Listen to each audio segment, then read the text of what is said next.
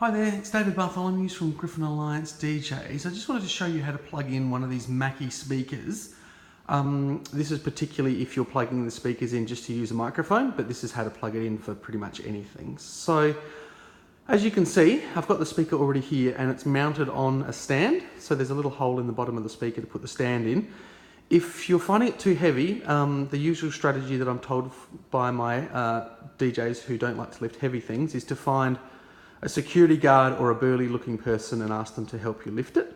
Most of them will immediately pop it on there for you and then walk away feeling very satisfied.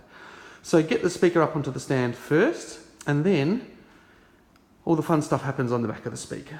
So the first thing to do is to plug the speaker into power. So I'll just show you how to do that.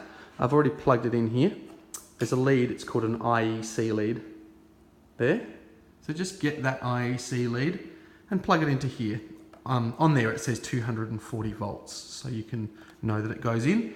And then you need to plug it into a power source, which I'm pretty sure most human beings are familiar with.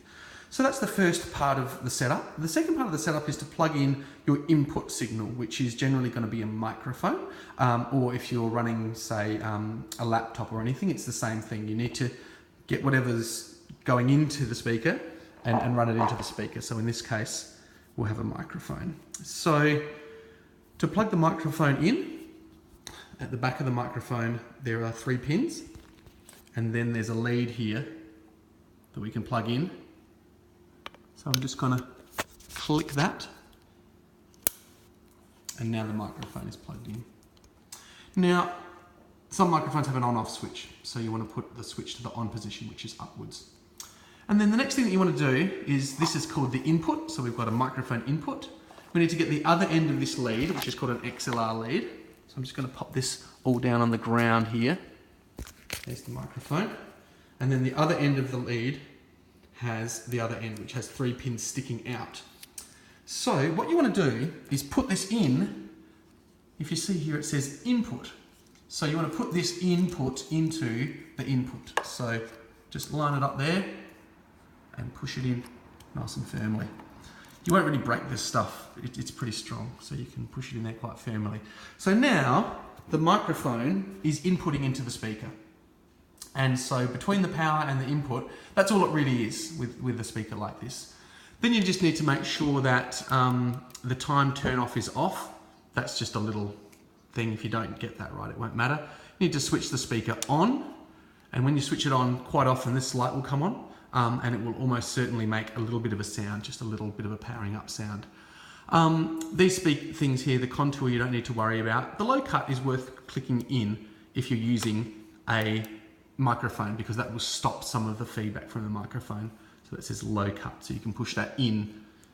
And then you just need to turn the level up. So if you're running, say, some DJ gear or a laptop, then you might turn the volume up a quarter, maybe up to half. When you're using a mic, you'll actually see on here, it says mic on that side. Actually, you need to turn this up quite loud to get the microphone working, because the microphone has a very small preamp, and so you need to turn it up quite loud here. So you might turn the mic, all the way up to here. You could even turn it up a little bit louder or a little bit less, but you need to turn it up quite a bit to get the sound coming out. So that's how you set up the speaker. So power goes in, and then you want to put the microphone into the input. Now, if you have more than one speaker and you're wondering how you get it to come out of both of the speakers, the beauty of these speakers is that you can link as many as you want in parallel. So if you have a look back down here, you'll see that it says parallel, and then it says through. So if you wanted to link another speaker up, you would simply get another one of these XLR leads. So I'll just use this one as an example. Exactly the same lead, and I'll just unplug it here, take it out of the input. You'd get exactly the same lead, but you get the bit that's the input side that would go in the microphone, and you simply click it into the through pass. This is called the through pass. And then this other end, simply plug that into the next speaker, into the input, like that. And then it will be passing into the next speaker. So that's how you plug in a speaker. I hope that's helpful. If you've got any questions though, you can always email me at davidbartholomews@gmail.com.